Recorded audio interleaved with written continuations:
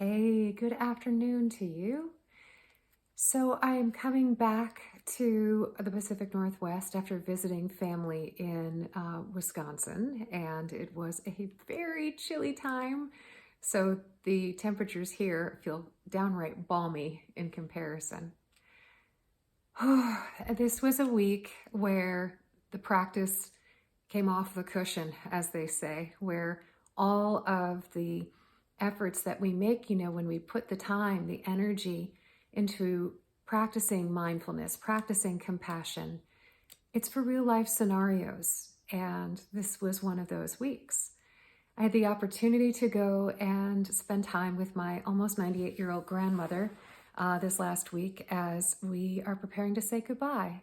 And she is in the amazing, angelic hands of caregivers in hospice, and they are phenomenal at what they do. And it was just an immense blessing for me, and I'm just deeply, deeply grateful for the time that I was able to spend this week with my grandmother as well as my family. So here's what's in my heart to share with you, because it is literally in my heart and in my being. It's deeply about the things that I have been really practicing, and they all came to the forefront in many, many times, in many ways throughout the course of this week. And I wanted to share a little bit. I brought it up before around this conversation around ambiguous grief, ambiguous loss, where it's hard to put your finger on things. What is it that I'm feeling like I'm losing? What is it that I feel like I'm struggling with? It can be hard to put your finger on. And combining that with relational loss, and that can be in relationship to, like that can be in a true relationship, but it can also be in the form of genuine relationship, right? With pets, with our family members, friends, etc. So relational loss and anticipatory grief. When we know that it is very likely that something is either going to change very significantly for us and we're getting prepared for the discomfort and the upheaval that may come.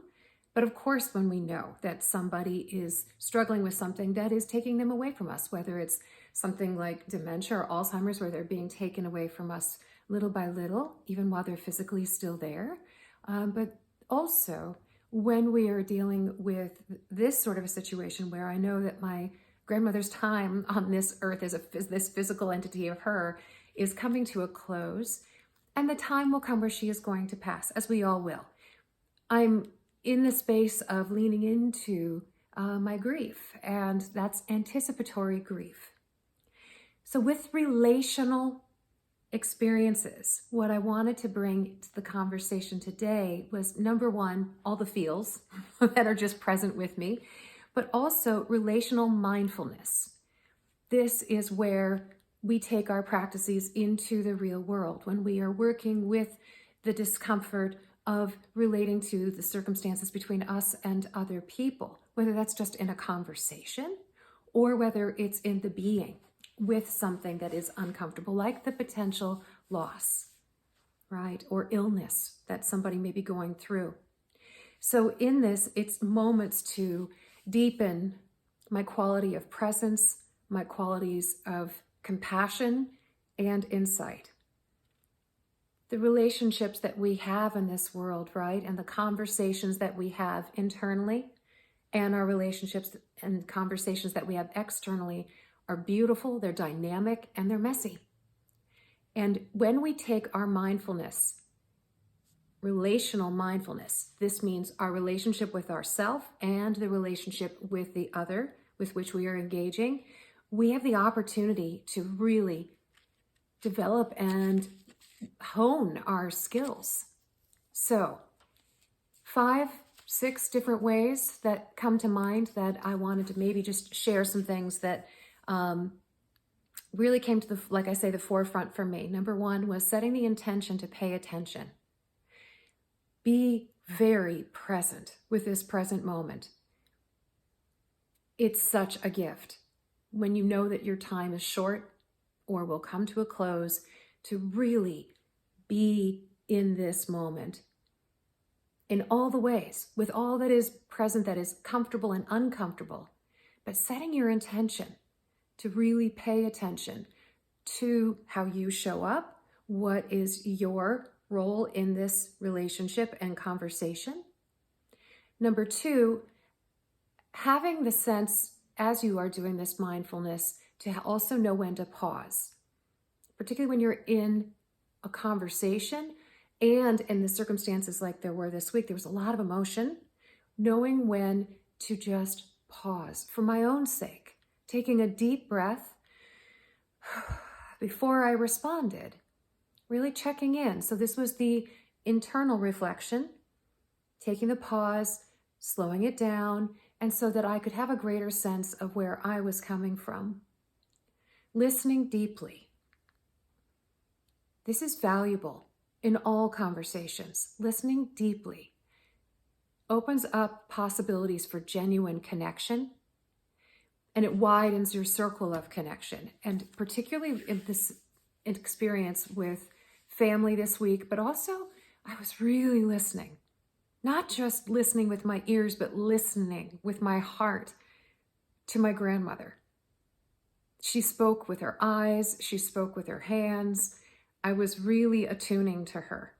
And that's a really interesting experience. Listening with not just your ears, but listening with your whole being to what is contributing to the conversation. Practicing mindful inquiry. Mindful inquiry, meaning for myself, what was coming up for me? Where was I putting my energy? Was I spinning away into stories or making judgments about my own emotions or somebody else's emotions?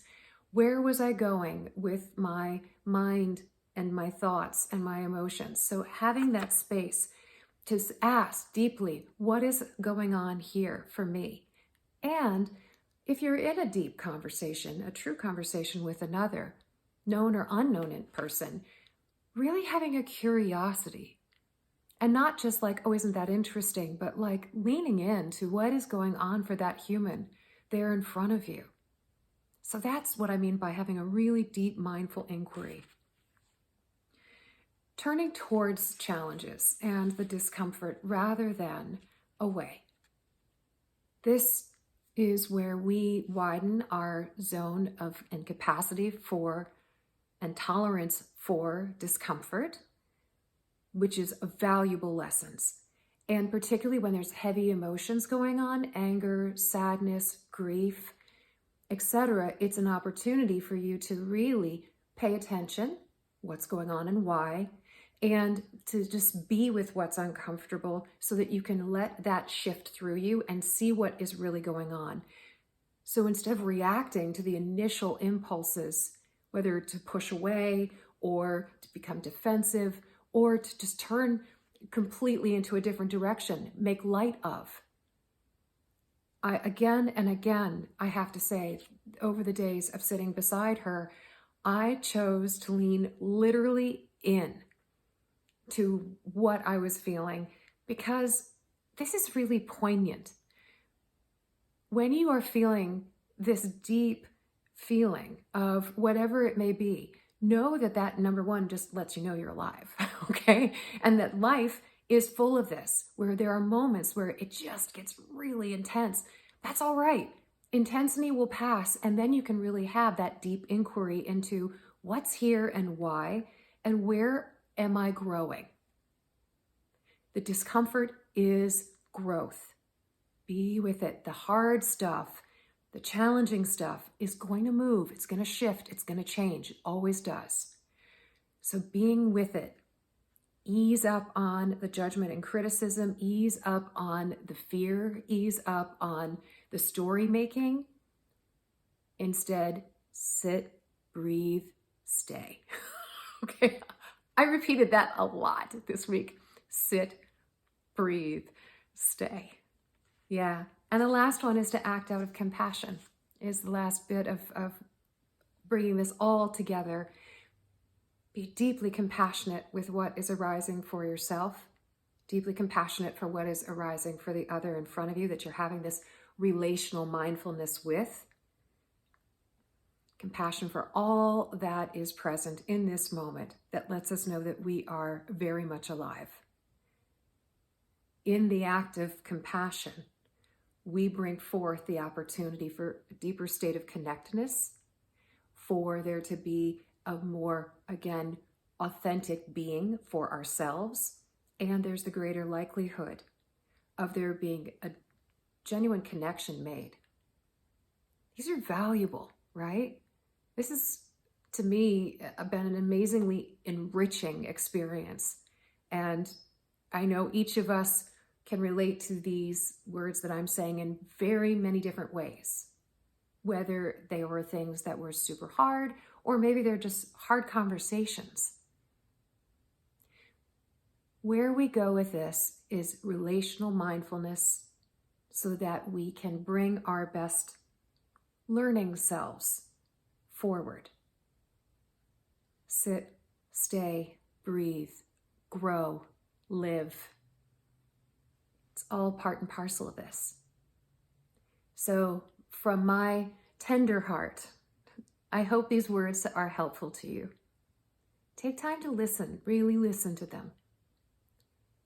Maybe write down a few things that come up for you, and so that you can reflect further on what they mean to you in your life now and going forward.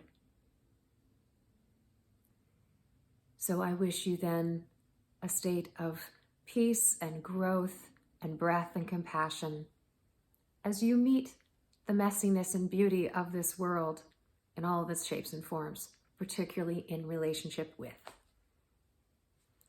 Namaste to you. Until next time.